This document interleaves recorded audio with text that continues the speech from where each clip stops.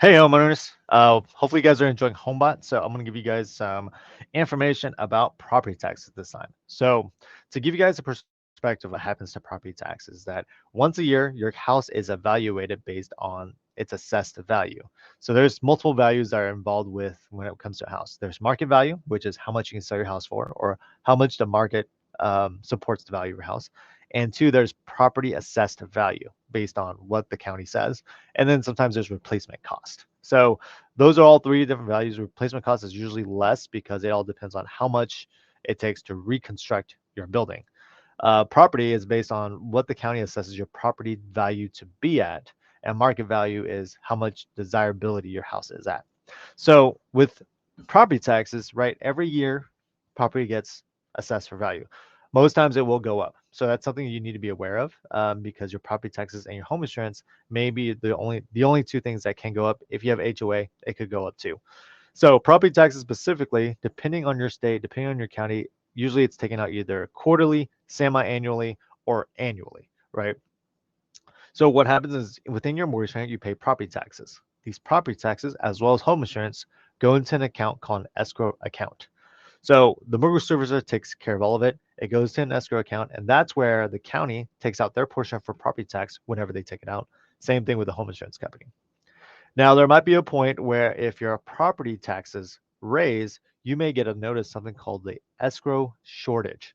Or sometimes if your property taxes go down, you might get a letter of something called an escrow overage. Now, an escrow shortage has to do with the property taxes rising, and then when they recalculate what your payment is, by the time the property tax payment portion is due, you're not going to have enough in the account. So, in order to make up for that, they raise your property tax payment a little bit to make up for that 6 months, to make up for what will not be in the account. After that, after that transaction, once they take out the property taxes, that's when they'll redo your payment down to more of a 6 month or a 12-month time span. So be prepared for escrow shortages. You can choose to pay it all up front or just make it part of your payment. Now, how do you verify and how you look up this information? Every state has what's called a county assessor's website. Sometimes it's public, sometimes it's not. So how you look this up is if it's a public website, you just take your county, where your house is at, type in county assessor's website, and that's how you kind of go around, click around, look for the website um, based on your county, and you can look at the property tax bills over the last probably 7, 10 years. So you have a record of how much your property taxes have gone up, what your property assessed value is, and so on and so forth. An escrow overage is when the property taxes go down and there's too much money in the account because they're not going to need as much by the time property taxes are due. The thing is, they can't keep all that money in the account. They're only allowed to have the amount needed for property tax when it's due and a reserve, which the property tax reserves is all part of that. So reserves are required for 3 months, 2 to 3 months of reserves.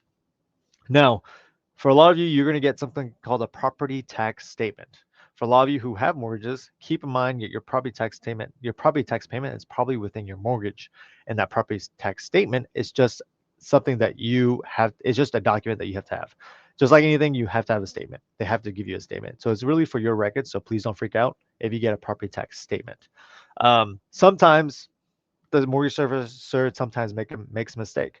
I had a client recently that told me that their property tax payment, or sorry, their mortgage payment due to an escrow shortage went up by $500. First of all, that's a lot of money, and for property taxes to go up $6,000 a year, that's Texas money. So one thing to verify is you go to the county assessor's website and verify what your annual property tax bill should be. In this client's case, they actually charged them the annual property tax twice. So they're paying twice the property tax than they should have. So they're working on fixing that stuff because that is a very large payment to pay. $500, that's a lot. So luckily their payment's only going to go up by like maybe 100, about 150, something like that a month. So hopefully that works out for them well for them. But that's one way to verify you're paying the right amount of property taxes in your mortgage payment. So it's a good, and also with your property tax going up, it's a double-edged sword, right? Value goes up, however, you pay more. So it's something to be wary of, but usually property tax payments don't go up that much. Maybe 50, maybe $100 a month at one time. But again, It also notes that it's a good thing that to say that your value of your house is much higher as well. So that's what's kind of the bonus there. Now, there are other ways to kind of, let's say, to kind of get out of your escrow shortage because you have to pay a little bit more than the normal bill.